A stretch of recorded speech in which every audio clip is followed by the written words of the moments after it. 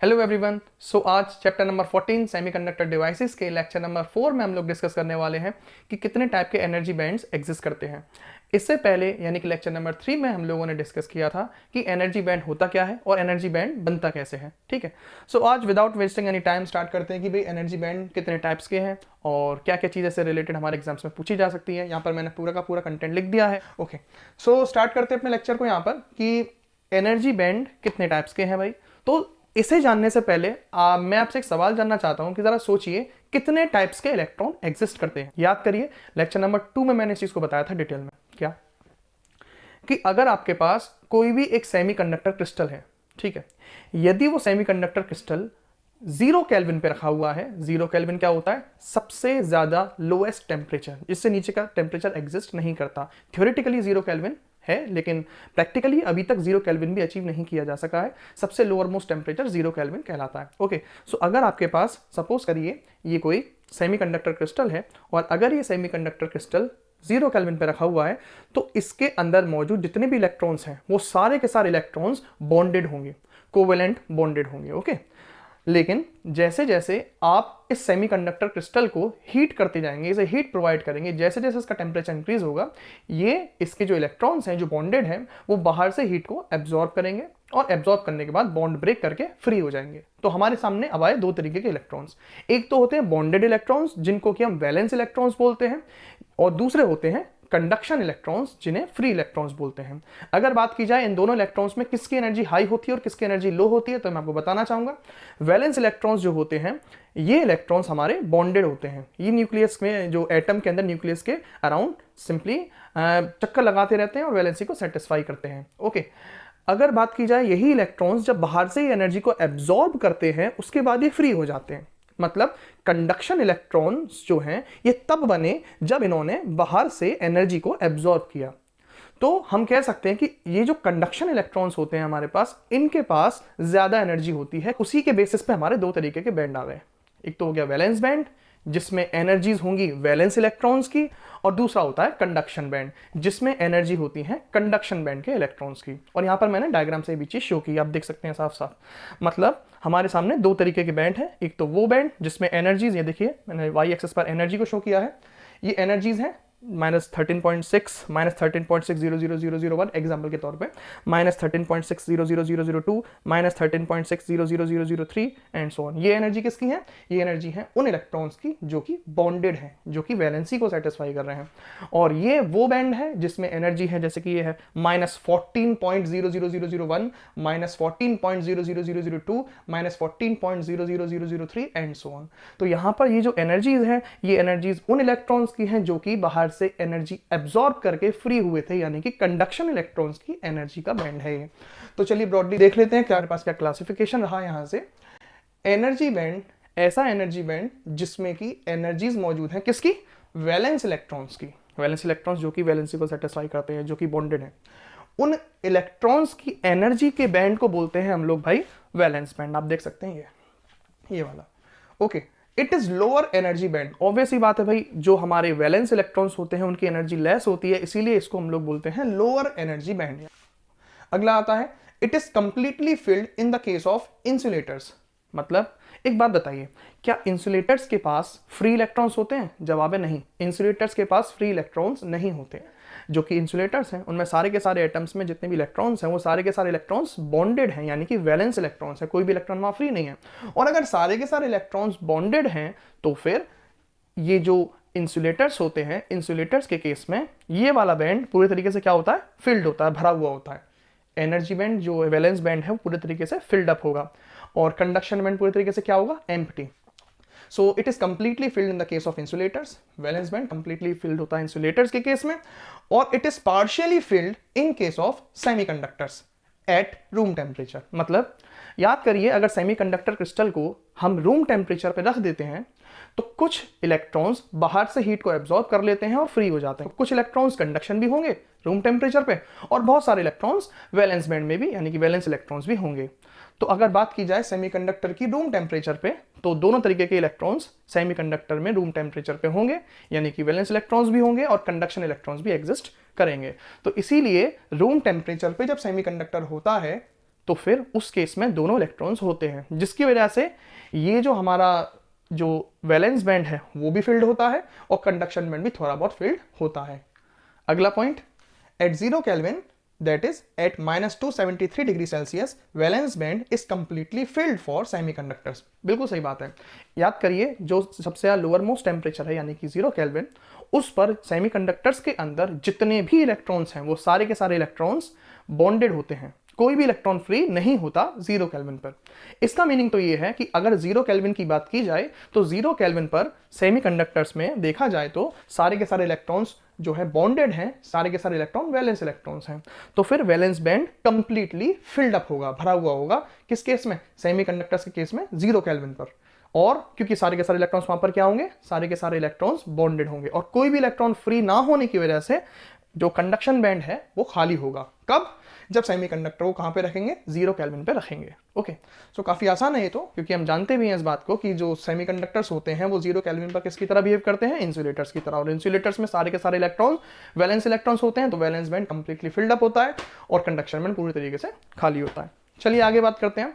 आगे देखते हैं हम लोग इसे कंडक्शन बैंड को। तो जैसे कि डायग्राम से भी क्लियर हो पा रहा है, energy band in which energies of conduction electrons are present. Simple, वो एनर्जी बैंड जिसमें एनर्जीज मौजूद हैं किसकी? कंडक्शन इलेक्ट्रॉन्स की। क्या है कंडक्शन इलेक्ट्रॉन्स? बताया भी मैंने, जिन्होंने बाहर से हीट को एब्जॉर्ब किया था, जो कि फ्री हुए थे, जो हाई एनर्जी वाले इलेक्ट्रॉन्स थे। तो उन इलेक्ट्रॉन्स की जो एनर्जी है वो किस में रिप्रेजेंट की जाती है? कंडक्शन बैंड में। This is higher energy band, this is simply called as higher energy band.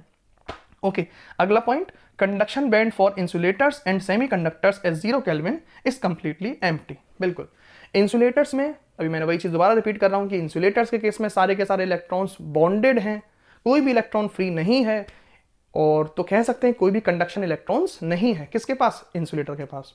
ऐसे ही सेमीकंडक्टर जब 0 केल्विन पर होता है तो उसके सारे के सारे इलेक्ट्रॉन्स बॉन्डेड होते हैं, कोई भी इलेक्ट्रॉन फ्री नहीं होता, यानी कि कोई भी कंडक्शन इलेक्ट्रॉन्स सेमीकंडक्टर्स पे नहीं होता 0 केल्विन पर।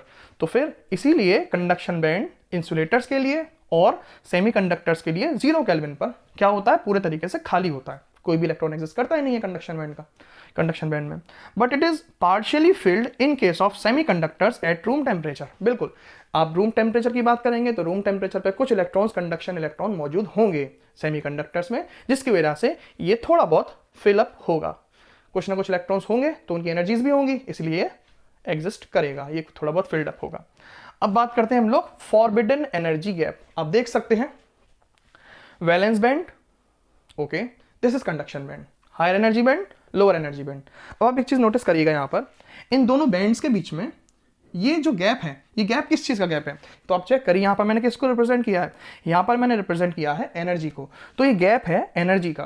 फिर से देखिएगा यहां पर कैसे, इधर थोड़ा बहुत और क्लियर इलेबोरेट करता हूं। सपोज करिए ये एनर्जी है -13.6, ओके, वैलेंस बैंड की लोअर मोस्ट एनर्जी है -13.6 और वैलेंस बैंड की टॉप मोस्ट एनर्जी थी ये वाली -13.61 मान लीजिएगा। ओके, ऐसे ही अब आया कंडक्शन बैंड। कंडक्शन बैंड की लोअर मोस्ट एनर्जी थी -14.2 और कंडक्शन बैंड की टॉप मोस्ट एनर्जी थी -14.3 मान लीजिएगा। तो अगर आप चेक करें यहां पर -13.61 ये क्या है? वैलेंस बैंड की टॉप मोस्ट एनर्जी, और -14.2 ये क्या है? कंडक्शन बैंड की लोअर मोस्ट एनर्जी।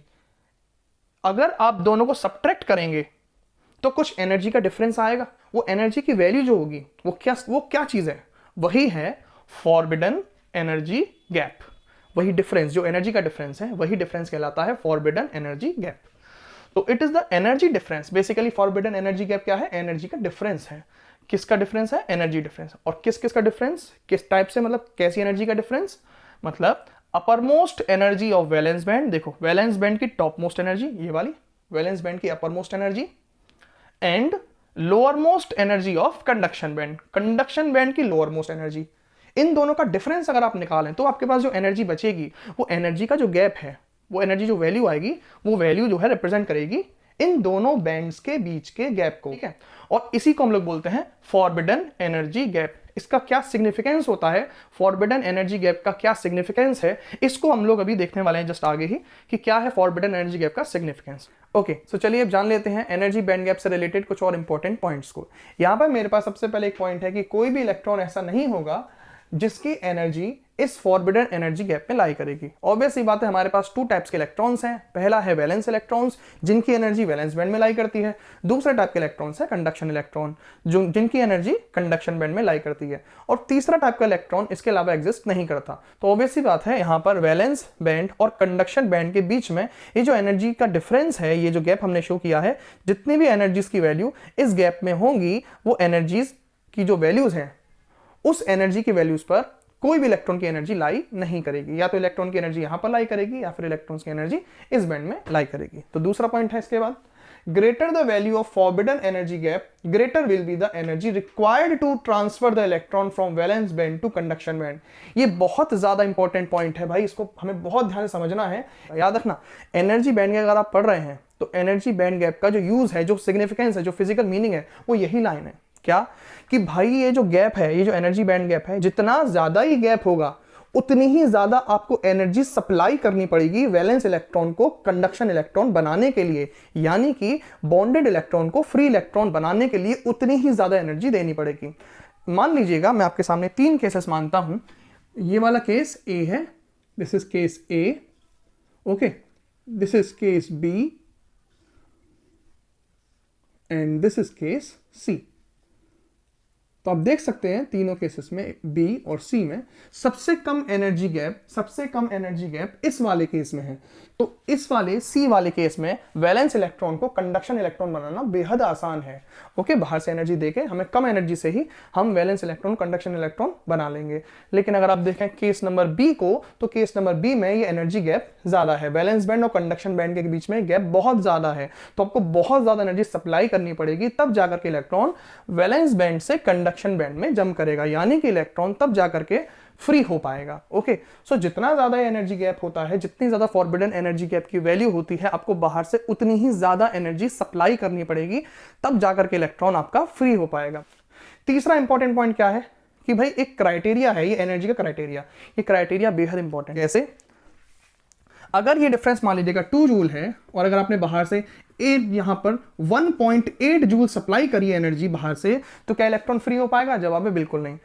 याद रखिएगा, आपको बाहर से एनर्जी या तो इसके बराबर या इससे ज्यादा सप्लाई करनी पड़ेगी, तब जाकर के इलेक्ट्रॉन वैलेंस बैंड से कंडक्शन बैंड में जंप कर पाएगा। तो यहां पर आखिरी पॉइंट क्या है कि भाई अगर आप चाहते हैं कि आपका इलेक्ट्रॉन को ट्रांसफर करना वैलेंस बैंड से कंडक्शन बैंड में, तो इंसिडेंट रेडिएशन एनर्जी, जो आप रेडिएशन स्ट्राइक करवाएंगे, जैसे लाइट की फॉर्म में एनर्जी डालवाएं मटेरियल पे या हीट की फॉर्म में एनर्जी आए, incident radiation energy must be greater और equal to energy band gap value. ये जो आपने एनर्जी स्ट्राइक कराई है, जो एनर्जी इंसिडेंट कराई है, this energy must be greater और equals to energy band gap value.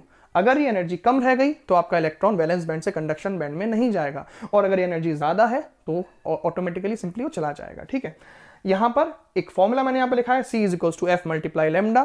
तो यहां से हमारे पास एक फॉर्मूला बन गया, HC upon lambda must be greater than equal to EG। So आज के लेक्चर में हम लोग इतना ही डिस्कस करते हैं। ठीक है, थैंक यू सो मच।